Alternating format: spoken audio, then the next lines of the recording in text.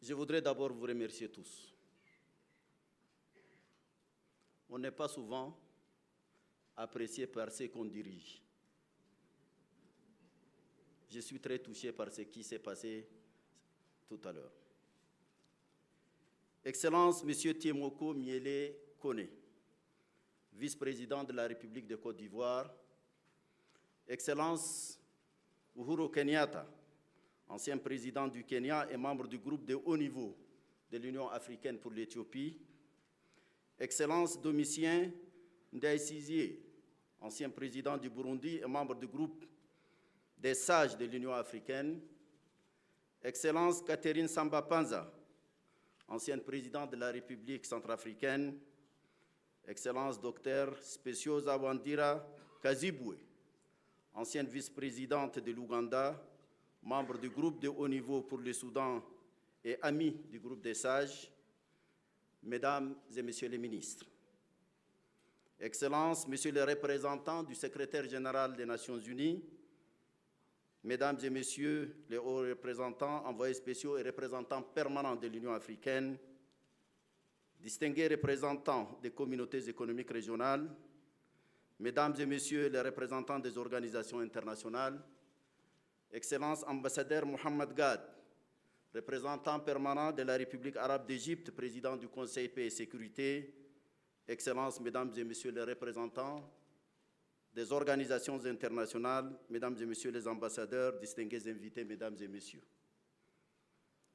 Je voudrais, avant tout propos, et en votre nom, exprimer ma profonde gratitude à son Excellence Tiemoko Miele Kone, vice-président de la République de Côte d'Ivoire, qui nous fait le grand honneur de présider personnellement l'ouverture de cette retraite de haut niveau des représentants et envoyés spéciaux de l'Union africaine.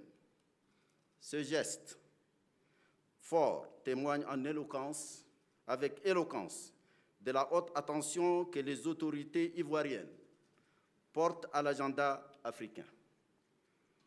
Agenda dont les champions n'est autre que son Excellence Alassane Ouattara, président de la République de Côte d'Ivoire, à qui je voudrais adresser la reconnaissance et les vifs remerciements de l'Union africaine et les miens propres. Nous sommes donc ravis d'être à Abidjan aujourd'hui pour apprendre de votre expérience, de votre sagesse et de votre sens du leadership dans une Côte d'Ivoire qui a émergé de son conflit pour devenir un modèle de résilience et de redressement. En effet, Monsieur le Premier ministre, Monsieur le Vice-président, nous avons appris, et je l'ai vécu moi-même, il est dans l'ADN de la Côte d'Ivoire d'être une terre de solidarité, de fraternité et d'hospitalité, chose que j'ai vécue moi-même il y a 43 ans.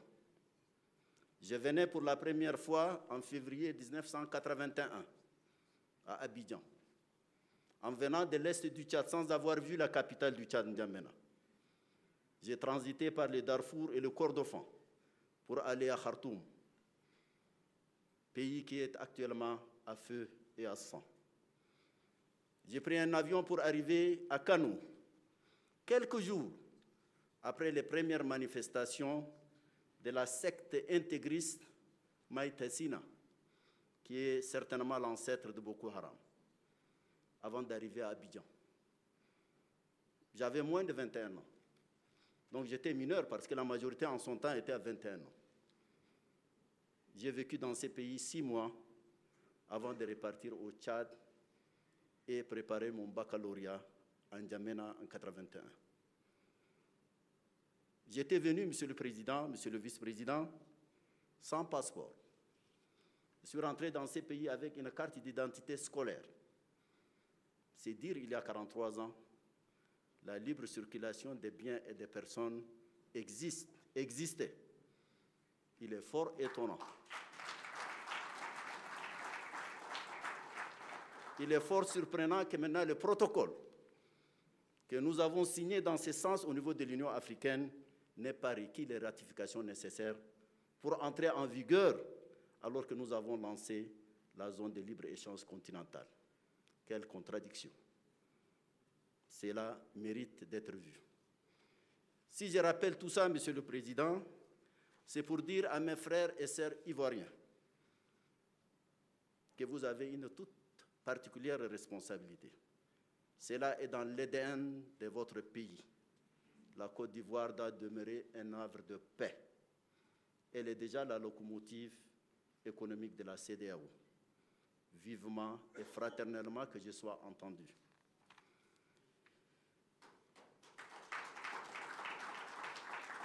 Excellences, Mesdames et Messieurs, je m'adresse à vous, Mesdames et Messieurs, les envoyés et représentants spéciaux de l'Union africaine, des Nations unies, de l'Union européenne et d'autres, pour vous saluer chaleureusement et vous remercier d'être venus nombreux à cette retraite, qui pour moi est toute particulière, car elle est la dernière à laquelle je prends part, à mon titre actuel à tout le moins. Voyez-vous comment déjà je m'y propose à un autre titre, qui sait. Au cours des 8 dernières années, j'ai eu grand plaisir de travailler à côté de la plupart parmi vous, dans le cadre de nos efforts collectifs sur les chantiers exaltants de la paix, la sécurité et la stabilité dans notre continent. En réfléchissant à ces parcours, je ressens une immense fierté pour ce que nous avons accompli ensemble. Je suis cependant très conscient des défis que nous attendent encore.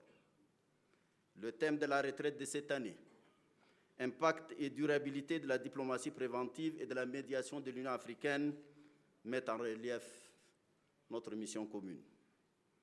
La tenue de notre retraite en Côte d'Ivoire, pays central à tous égards de l'Afrique de l'Ouest, dont la communauté économique régionale, la CEDEAO, traverse une phase difficile, nous invite à capitaliser sur l'une des vertus phares de ces pays, à savoir le dialogue, pilier de toute diplomatie et de toute médiation.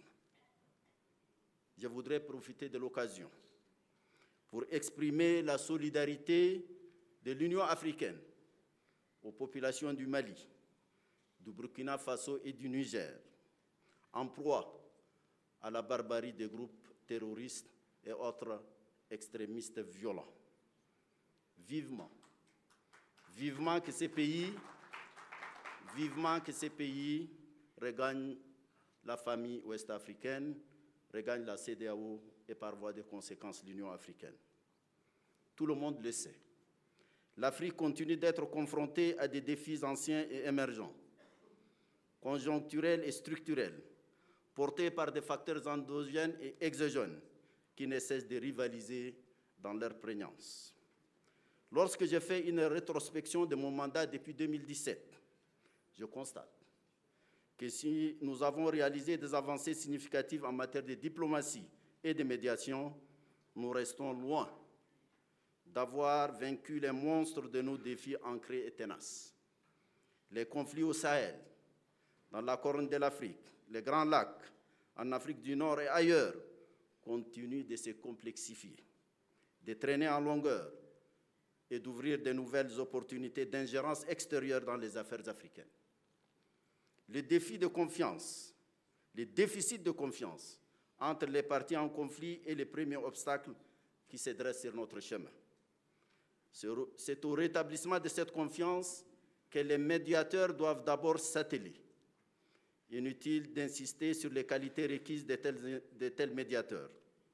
Crédibilité, expérience, savoir-faire, dextérité, connaissance des tenants et aboutissants du conflit, maîtrise de la langue, de l'histoire et des croyances des peuples déchirés, le tout avec autorité et empathie, telles sont en un mot ces qualités requises des médiateurs efficaces.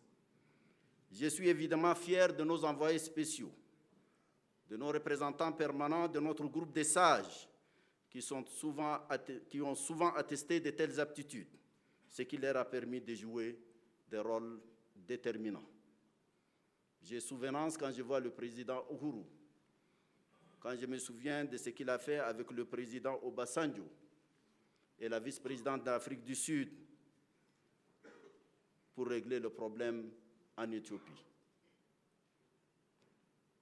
Le rassemblement des femmes et des hommes engagés dans les nobles aventures des médiations et des diplomaties préventives de l'Union africaine, des Nations unies, de l'Union européenne ou d'autres organisations nous remplit d'espérance.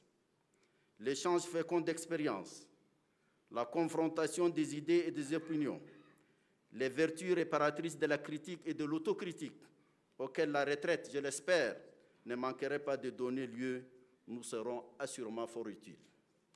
Je vous prie de ne point renoncer, exprimez et défendez librement, avec lucidité et raison, vos opinions. Vous êtes les gardiens de la paix et vous travaillez souvent dans des environnements difficiles et instables. Vos aptitudes à vous engager avec les partis en conflit, à instaurer la confiance et à favoriser le dialogue sont essentielles. Faites jouer la plénitude de telles aptitudes avec ambition et ingéniosité. Excellences, Mesdames et Messieurs, les défis globaux qui assaillent notre continent exigent de nous surpasser pour davantage de création et d'inventivité.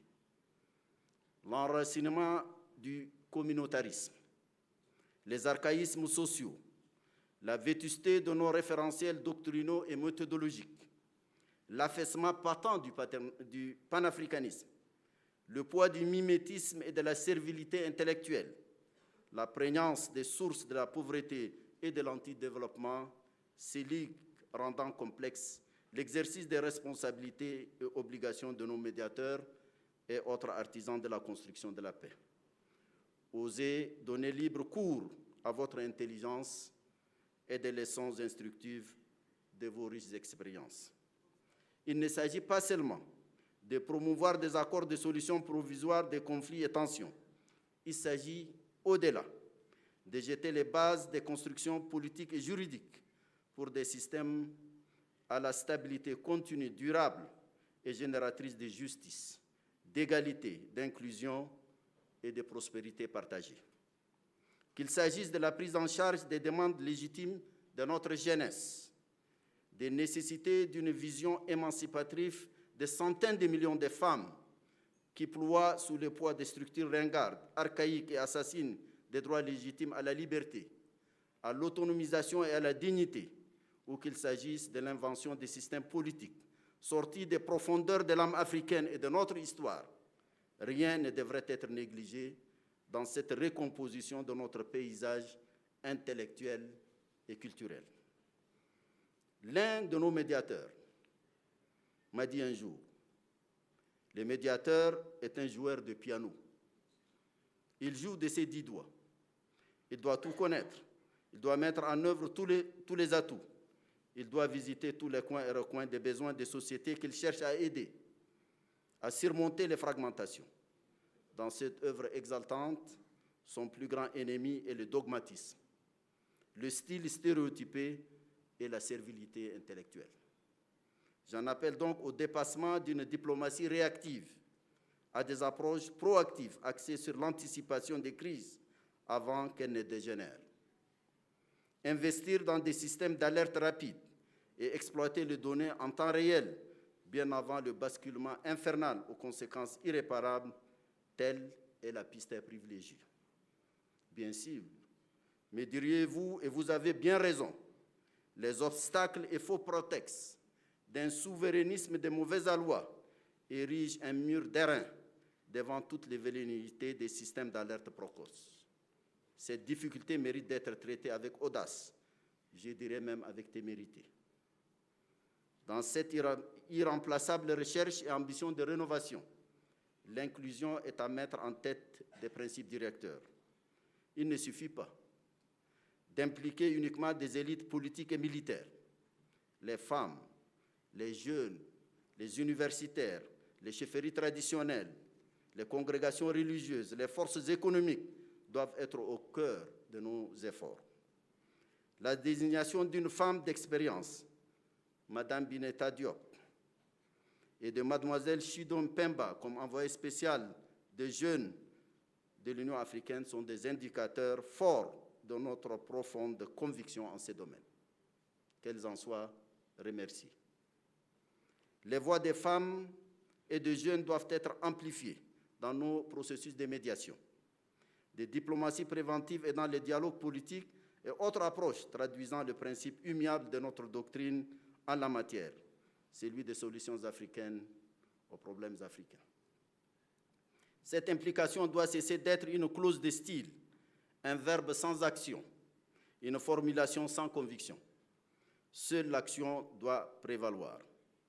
Ces deux catégories sociales qui font l'essentiel des peuples africains sont aussi les plus affectées par les conflits, soit comme victimes, soit comme chair à canon et instruments faciles de toutes les manipulations, de toutes les instrumentalisations.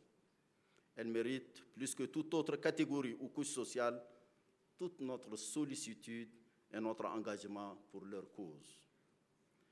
Les conflits sont souvent alimentés par la pauvreté, les inégalités, les injustices, l'exclusion et la marginalisation.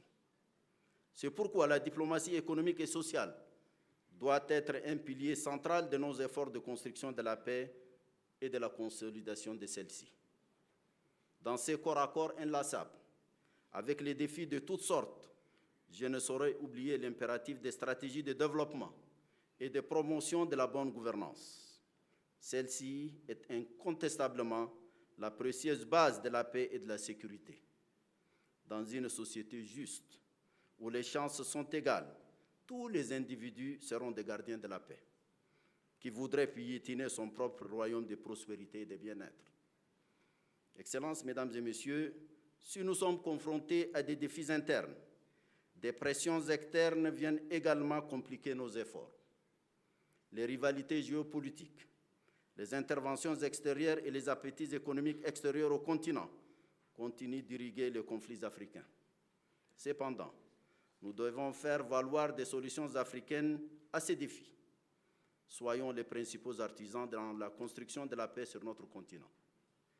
Lors de ma récente rencontre avec le secrétaire général des Nations Unies, Antonio Guterres, ce grand ami de l'Afrique et des causes justes, nous avons réaffirmé haut et fort l'importance de la coopération multilatérale.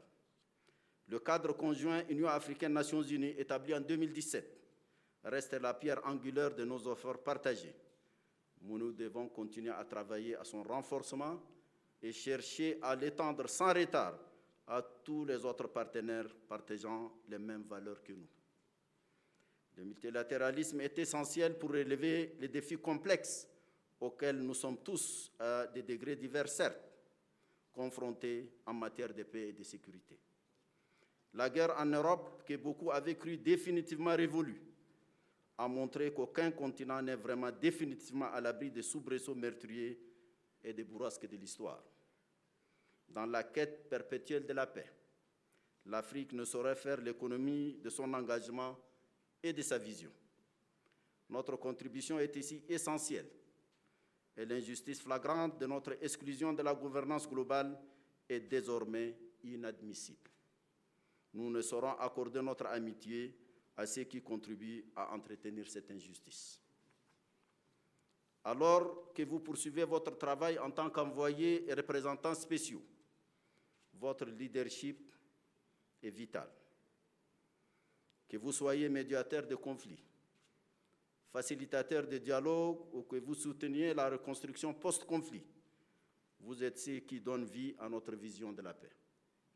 C'est grâce à votre dévouement que nous pourrons être les porteurs de cette quête légitime de justice du continent. Au terme de mon mandat de président de la Commission de l'Union africaine, c'est avec fierté que je me remémore nos réalisations communes, mais c'est aussi avec espoir que je me tourne vers l'avenir.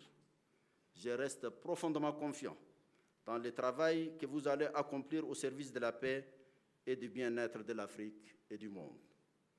J'attends avec impatience les idées et les nouvelles stratégies qui émergeront sans doute de vos débats. Tout en réitérant mes remerciements à son Excellence, Monsieur le Président Alassane Ouattara, au gouvernement et au peuple de la Côte d'Ivoire, je souhaite plein succès à vos travaux et vous remercie de votre aimable attention.